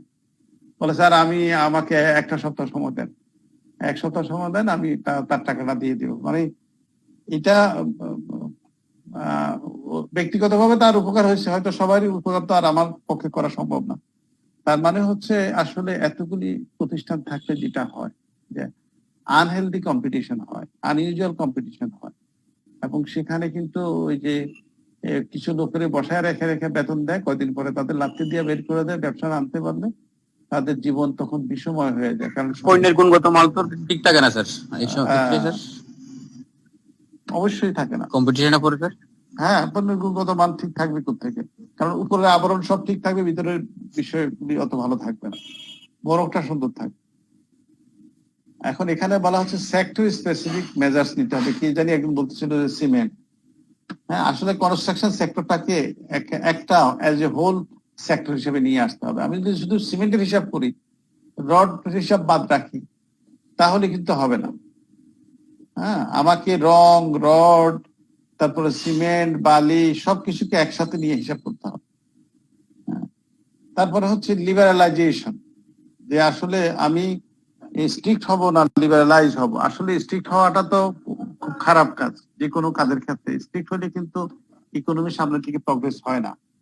এখন লিবারালাইজ বেশি হতে গেলে আবার সমস্যা আছে। লিবারালাইজেশন এই জন্য দরকার গুড সেন্স, যে তাকে প্রমোট করা, তাকে ফ্যাসিলিটেট করা যাতে খারাপ কাজ না করে। যেমন আমরা বলি যে একটা লোক অন্যায় করছে, তাকে শাস্তি দিয়েই যে শুধু সংশোধন করা যাবে এরকম না, সংশোধনের কোনো প্রক্রিয়া থাকলে সেটা বের করা, তাকে আস্তে আস্তে সংশোধনের পথে নিয়ে আসা। এই তারপরে স্টেট এইড, রাষ্ট্র কিন্তু স্টেট অ্যান্ড গভর্নমেন্ট দুইটা ভিন্ন জিনিস। স্টেট এইড বলতে এখানে রাষ্ট্রের কিন্তু এই অনেকগুলি অঙ্গ আছে। আমরা মেইনলি তিনটা অঙ্গের কথা বলি, যে জুডিশিয়ারি, এক্সিকিউটিভ এবং লেজিসলেচার। মানে আমরা বলি যে তিনটা major organ of the state. একটা হলো বিচার বিভাগ, আর একটা হলো শাসন বিভাগ, আর একটা হচ্ছে সংসদ, আইন বিভাগ যেটাকে বলে। তো এই স্টেট এক জিনিস আর গভর্নমেন্ট কিন্তু আরেক জিনিস। গভর্নমেন্ট যদি অন্যায় করে তাহলে স্টেট সেখানে কম্প্রোমাইজ করবে না, আইন বিভাগ সেখানে কম্প্রোমাইজ করা উচিত না, সেখানে বিচার বিভাগ কম্প্রোমাইজ করা উচিত না। বিচার বিভাগে যদি কোনো রকমের দুর্বলতা থাকে, সেখানে আইন বিভাগকে আইন প্রণয়নের মধ্য দিয়ে সেটাকে সংশোধন করতে হয়। হ্যাঁ, এরকম তিনটা বিভাগের মধ্যে এখন এই তিনটা বিভাগের আসলে মালিক কে? মালিক হচ্ছে রাষ্ট্রপতি। এখানে কিন্তু প্রধানমন্ত্রী না। সরকারের প্রধান ঠিক আছে, রাষ্ট্রের প্রধান কিন্তু রাষ্ট্রপতি। রাষ্ট্রকে এখানে কম্পিটিশনের জন্য একটা ইনস্ট্রুমেন্টাল রোল প্লে করতেই হয়। তো এখানে এগুলির দরকার নাই, এটা তো আমরা জানি কম্পিটিশন কিভাবে হয় এবং মার্কেট গুলি কিভাবে বিভক্ত এবং কি ধরনের সুযোগ আছে এইসব জিনিসগুলি। আর এখানে জাস্ট একটা পরিসংখ্যান দেখানো হয়েছে যে বিভিন্ন দেশে আসলে এই কম্পিটিশন কমিশনের কতগুলি মানে শাখা প্রশাখা আছে, তারা কিভাবে কাজ করে। অনেক দেশে কিন্তু একাধিক আছে। যেমন পাকিস্তানের কথাই বলি, এখানে আমাদের এই যে 10টা, দে হ্যাভ 10 মানে সেপারেট ডিভিশন। বাংলাদেশে কিন্তু এখন পর্যন্ত 4-5 জন লোকে বসে কাজ করতেছে, তাহলে কেমনে হবে? তো সিঙ্গাপুর একটা ছোট একটা দেশ, তারপরেও তারা 6টা ডিভিশন তৈরি করে রাখছে। তাদের এই ডিভিশন গুলি এক একজনে এক এক রকম কাজ করে, অর্থাৎ ফাংশনাল ডিভিশন। এখানে ডিভিশন বলতে এক এক কে কোন কাজগুলি করবে এই কাজগুলি। তাইওয়ান একটা ছোট্ট দেশ, হ্যাঁ, সেখানে 10টা। তো এরকম আমরা যদি দেখি তাহলে আমাদের এগুলির দরকার নাই, এটারও দরকার নাই। তো আমরা যে জিনিসগুলি মনে রাখতে হবে যে কম্পিটিশন কেন দরকার, কম্পিটিশনের স্টেক হোল্ডার কারা, এবং বাংলাদেশে কম্পিটিশন কমিশনের কি কি কাজ, এই জিনিসগুলি মনে রাখতে হবে। এটার জন্য আমাদের অন্যান্য আলোচনাগুলি এটার সাথে আসতো। এটা আপনারা একটু মনোযোগ দিয়ে করতে হবে যে আসলে এই যে ট্রেড সাইকেলের বিভিন্ন স্টেজে কিন্তু কম্পিটিশন খুব গুরুত্বপূর্ণ। কারণ হলো যখন রাইজিং কন্ডিশন থাকে, এক্সপানশন থাকে, যখন ডিক্লাইনিং থাকে তখন কিন্তু একরকম। হ্যাঁ, যখন এইটা বুম থাকে, রিসেশন থাকে বা ডিপ্রেশন থাকে তখন কিন্তু আরেক রকম। এক একটা স্টেজে কিন্তু গভর্নমেন্টের এক এক রকমের রোল আছে। রিসেশন যখন থাকে তখন কিন্তু গভর্নমেন্ট আসলে কম্পিটিশন তো তখন খুব একটা থাকে না, কিন্তু গভর্নমেন্টকে তখন ইচ্ছা করে কম্পিটিশন তৈরি করতে হয়। কারণ হলো রিসেশন থাকলে কি হয়, রিসেশনে মূলত ডিমান্ড কমে যায়। হ্যাঁ, ডিমান্ড কমে যায়, মানুষের হাতে টাকা থাকে না, মানুষ কেনাকাটা করতে পারে না। তখন গভর্নমেন্টকে কিন্তু বিভিন্ন রকমের ইনসেন্টিভ দিয়ে এদেরকে উৎসাহিত করতে হয়। যেমন আমরা 22,000 কোটি টাকা এই যে বলছি যে কোভিড এর কারণে গভর্নমেন্টকে বিভিন্ন সেক্টরে এটা দেওয়া হয়েছে যাতে ডিসিশন তৈরি না হয় বা ডিপ্রেশন তৈরি না হয় অথবা ইকোনমিতে ইয়ে না হয়। সেই জন্যই আমাদের অবস্থা মাননীয় প্রধানমন্ত্রী ঘোষণা করার কারণে আমরা মনে করি যে আমাদের দেশে এখন পর্যন্ত অন্য দেশের তুলনায় কোভিড এর কারণে যতটা ক্ষতি হওয়ার কথা অতটা ক্ষতি কিছুটা তো হয়েছেই, তারপরও অন্যান্য এশিয়ার অন্যান্য দেশগুলির তুলনায় আমাদের প্রগ্রেস কিন্তু অনেক ভালো। এখন এটা নিয়ে কেউ কেউ হয়তো বিতর্ক করতে পারে, স্যার আমাদের তো যে ভালো এইটা যে তোর পরিসংখ্যান কতটুকু সঠিক। তারপরেও আমরা মনে করি যে গভর্নমেন্ট নিশ্চয়ই সঠিক উপায়ে তথ্যগুলি, এখন যেহেতু তথ্য প্রযুক্তির যুগ, যদি আইটি বেসড তথ্য কালেকশন করে থাকে এবং তথ্যের কোয়ালিটি যদি সঠিক হয় তাহলে নিশ্চয়ই আমরা ভালোর দিকে যাব এবং ভালো রেজাল্ট যেটা আসছে সেটাকে আমরা অ্যাকসেপ্ট করব। তো আমার মনে হয় আমাদের সময় কি আর আছে? আমরা অলরেডি সময় পার করেছি, আমরা আধা ঘন্টার উপরে পার করে ফেলছি। আমি স্লাইডটা দিয়ে দিব আপনাদেরকে, তো আরো দুই একটা স্লাইড আমি শেয়ার করব। নেক্সট ক্লাসে আমরা মেইনলি ইনফ্লেশন নিয়ে কথা বলবো।